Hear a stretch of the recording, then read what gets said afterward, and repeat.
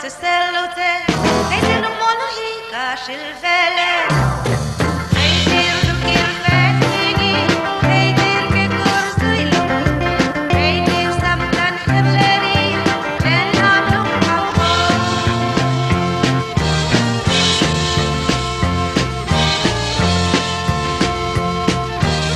Ordum orsten kingiang, lunglam nei lau cetoni, ileturzu isei boralo teang.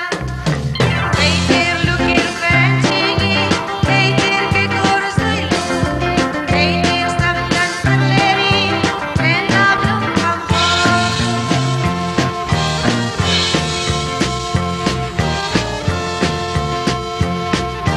Santantoni powderle, diptik rock su 3/4, sulle zapatang lure nga haye. Reitir lukil fettingi, reitir che corso il lu, reitir stamtan herleri, ten hablo campo.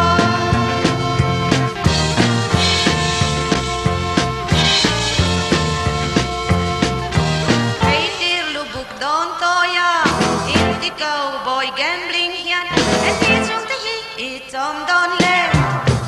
Reitir lukil fettingi, reitir che corso il lu, reitir stamtan herleri, ten hablo campo.